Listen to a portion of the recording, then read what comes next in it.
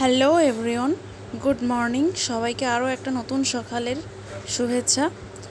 তো আজকে সকাল সকাল উঠেই বাসি কাজ সেরে নিয়ে টিফিন করে আমি বসে গেছি রান্না করতে, কারণ আমার রান্না ছাড়া এই বাড়িতে আর কোনো কাজ নেই ঠিক সেইভাবে। তো রান্না করতে বসে গেছি। আজকে গাছের পুঁই শাকগুলো মা সকালবেলাই কেটে রেখে গেছিলো। আমাদের বাড়িতেই গাছ আছে, সেই পুঁই শাকগুলো কেটে রেখে গেছিলো, ধুয়ে রেখে গেছিলো। তো আমি সেগুলোই ছোটো ছোটো করে সবজি রান্না করব বলে তো বসে পড়েছিলাম।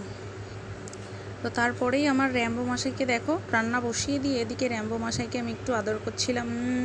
কি ভালো ছেলে, তুই বাইরে যাবি? আমি এরকম করে জিজ্ঞাসা করছে, ও তাকাচ্ছে, আবার ফোনের দিকে তাকাতে বলছে, সেদিকে ফোনের দিকেও বারবার তাকাচ্ছে। সত্যি ওকে চটকাতে খুব ভালো লাগে। তো আমি যখনই পারি ওকে একটু চটকে নিই, খুব পছন্দেরও।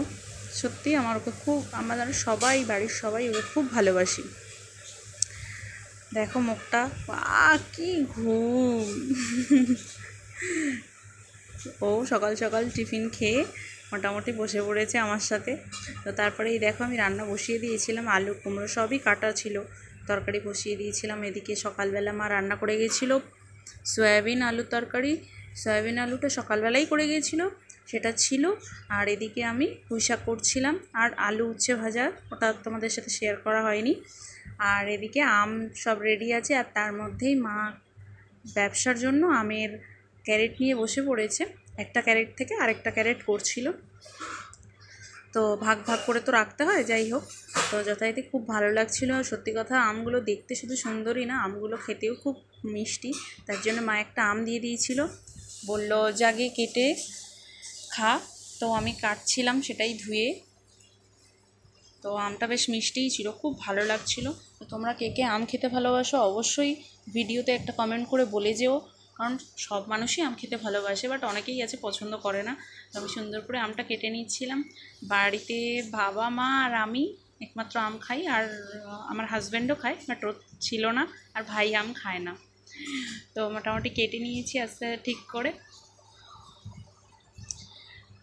এই দেখো, তারপরেই প্লেটে সুন্দর করে সাজিয়ে নিয়েছি।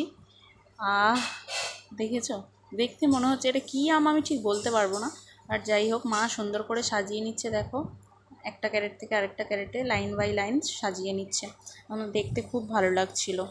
এই যে পুরো ক্যারেট সাজানো মার হয়ে গেছে। আমের কালারগুলো দেখো, কিছু কিছু কাঁচা কাঁচা দেখতে লাগছে, বাট ওটা কাঁচা নয়, এবার এটা কার্বাইড দিয়ে তো হয়। তো তারপর যথারীতি আমি স্নান করে ঠাকুর দিয়ে নিলাম। ঠাকুর দেওয়া আমার কমপ্লিট হয়ে গেছে, সুন্দর করে ফুল দিয়ে সাজিয়ে দিয়ে দিয়েছি আমি যেমন পেরেছি। দেখো নকুলদানাই খেতে দিয়েছি আমি। আর এদিকে আমাদের গাছের ফুলগুলো তুলে সুন্দর করে সাজিয়ে খুব ভালো লাগে। তারপরেই আজকে র্যাম্বো মশাই স্নান করেছিল। স্নান করানোর ভিডিওটা তো আমি ক্লিপ করতে পারিনি। তো র্যাম্বো মশাই দেখো স্নান করে একদম টানা টানা ঘুম দিচ্ছিল। বাবা কি আরাম, মানে সত্যি স্নান করলে তো একটা আলাদা রকম থাকে। তো ওর ঠান্ডা লেগেছিলো, পরপর ওকে স্নান করানো হচ্ছিল না, যার কারণে তো ওকে আদর করলে দেখো হাত পাগুলো পুরো উল্টে শুয়ে থাকে। এবার ঘুমাচ্ছে, আমি আদর করছি, ও ঘুমাচ্ছে। তো তারপরেই রাত্রেবেলা ফাইনালি সবাই যখন ঘরে চলে আসলো, আবার সবার কাজ সেরে সবাই যখন ঘরে চলে আসলো, তখন একটু নতুন, একটু ইউনিক মানে খাওয়ার ইচ্ছে হচ্ছিলো, যে সব সময় ভাত খাচ্ছি।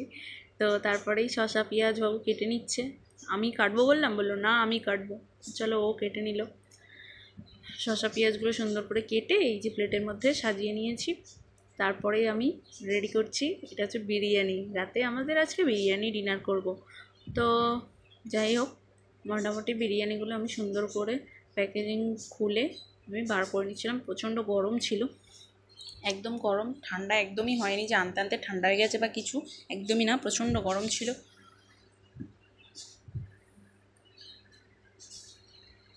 তো তারপরেই দেখো বসে গেছি খাবার নিয়ে, সুন্দর করে সাজিয়ে নিয়েছি।